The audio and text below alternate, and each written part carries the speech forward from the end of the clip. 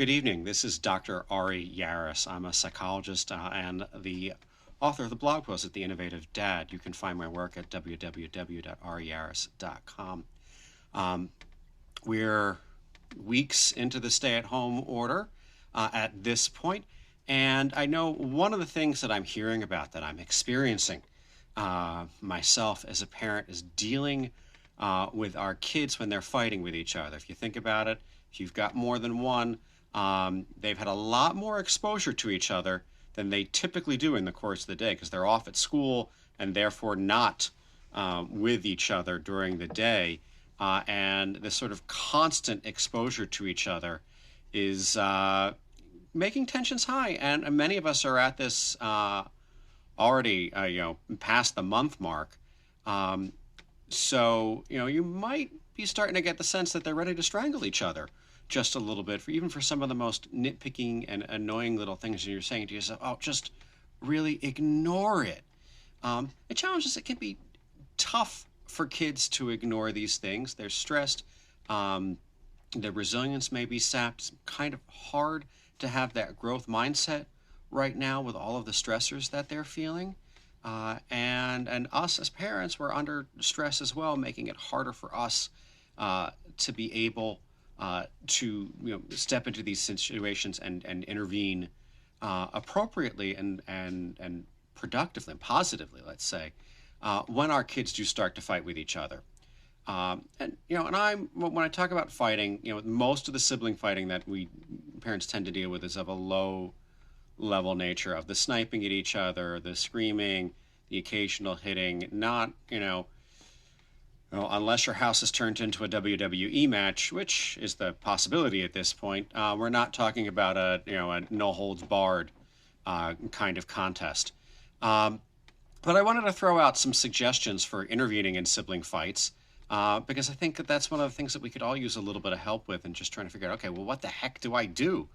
They're ready to strangle each other. And, I think the toughest and hardest advice that I'm going to give you is sort of the number one piece for parents, and that's staying calm.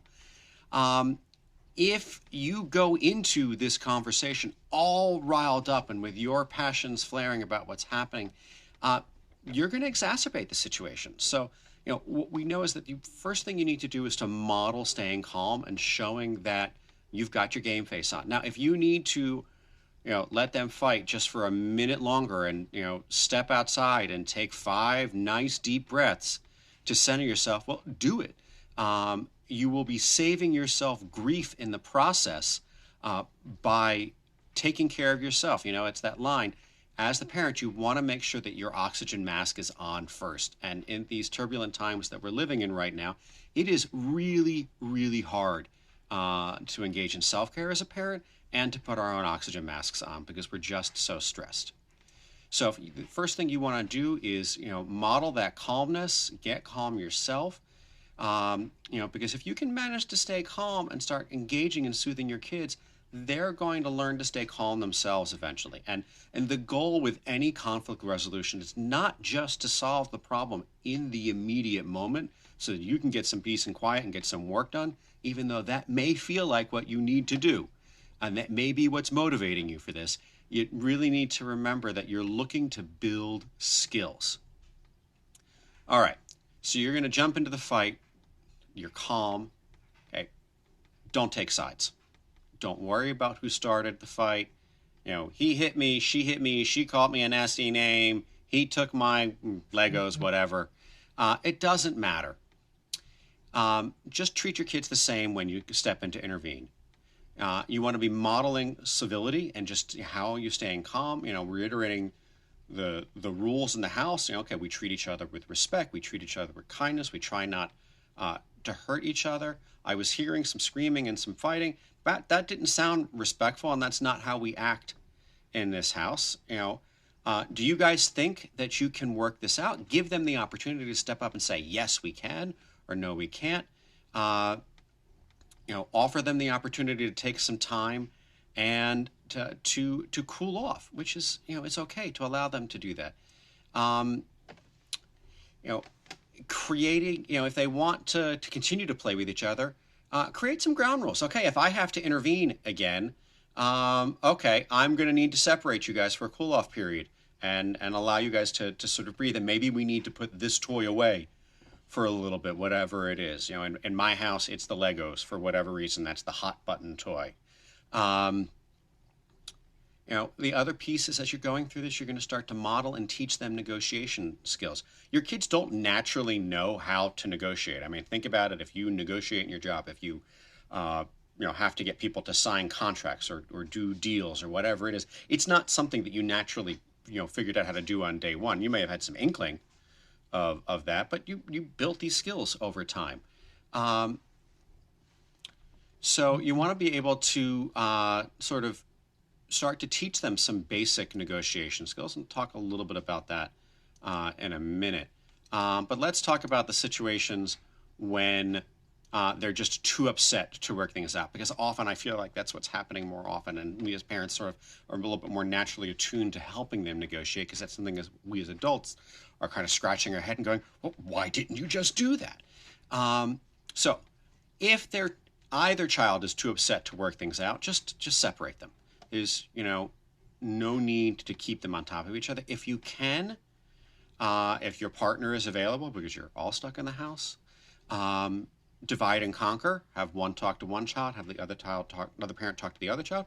Or if you need to go back and forth and do a little bit of shuttle diplomacy, and spend one a little bit of time with one child and then with another little bit of child. Um, and think about where you're going to send them. In my previous talk, I talked about creating calming corners. If your kids have separate calming corners, that's the place to send them, as opposed to necessarily just sending them to their room and having to, close the door. You don't want them to think that they've been banished or punished. That's not what this is about. And you may just say, listen, I'm going to set a timer. We all need, 10 minutes, 15 minutes to calm down. And your body is getting all worked up and it's getting ready to fight or to run, and you've got all this energy, and we really need to get our bodies calm so that we're ready to work things down. And when this cool off period is over, when we have a more peaceful house, then we'll be able to work this out, the two of you together to figure this out. Now, if somebody is actually physically hurt because one or the other siblings hauled off and slapped the other, you want to make sure that you're paying attention to those wounds with some empathy. You're not passing judgment at this moment. You're just, ouch, that must hurt, or that really hurt your feelings in your body. I see how that you're really angry right now. You may want to let them blow off some steam while you're soothing them, but you're not putting blame on the aggressor in this situation, saying, "Oh no, it was really wrong of them to do that," because you don't want to add fuel to this. If you've got a child who's too calm to sit still during a cool-off period, maybe suggest an alternate way of working out his or her anger. Understand that you're mad. We don't use our fists to solve our problems. We use our words. Here's a marker and a paper. I want you to draw a picture for me about how mad you are. You can go into the bathroom and scream really, really loudly about how mad you are. If you want to go throw pillows at the couch, and just give them some alternative outlets for this emotion, but reiterating that we don't physically hurt each other. And then, once everybody is calm, then you're going to call them together and express their feelings. Encourage them to use I statements. I feel when. I feel upset when you take this from me. I feel frustrated when you won't let me go first. I feel angry when I don't get to pick the game, or whatever it is. You're teaching empathy in doing that. You're encouraging each child to ask how he thinks the other sibling felt during the fight. Get them to state their feelings and their needs, and get them to listen to each other, and then work towards a win-win resolution. Over time, your kids are going to start to be able to, to figure that out, and to get through this. The goal is to really get them talking with each other. You want to make sure, in negotiating any conflict, that each child feels that they get heard, that each child has a chance to reflect and see how acting on their anger got them into the situation, Um, you want each child to hear the other child's side of the story. You want them to be developing empathy, some emotional intelligence about how people are, what their motivation is, why people do these things. Uh, and you're working towards helping them develop some impulse control to deal with these frustrating and these angry feelings. We all have them. You get caught off on the road when you used to be commuting, and you get angry, but you don't turn your car into bumper cars because you've learned to control your impulse. And I think it's just a really important skill. You may want to also ask them as part of this negotiating, as part of this, intervention in the fight.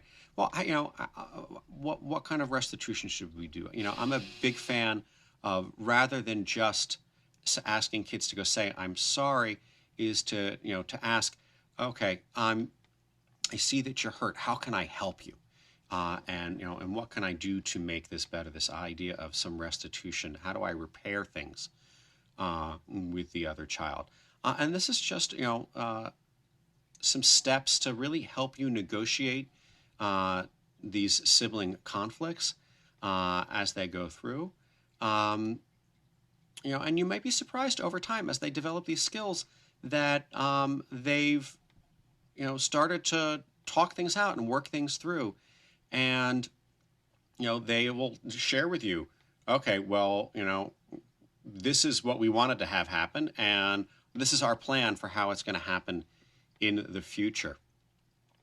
Again, it's a skill that has to be built. It's going to take time, and it's not something that's going to happen overnight. And again, it requires you to be calm, to have patience, and to use your emotional intelligence to help this. So I hope these suggestions are helpful for dealing with the next sibling fight in your household. It is a challenge. It is a struggle.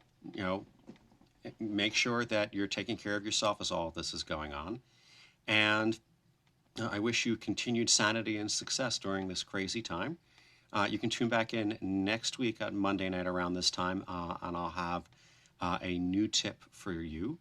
And as always, you're welcome to visit the blog at www.ariaris.com or here on the Facebook page at The Innovative Dad for lots of parenting tips and hacks, as well as you can sign up to get the newsletter or join our Facebook group to have conversations with other like-minded parents who are looking for ways to help solve the parenting challenges that they're having at home. Have a wonderful evening.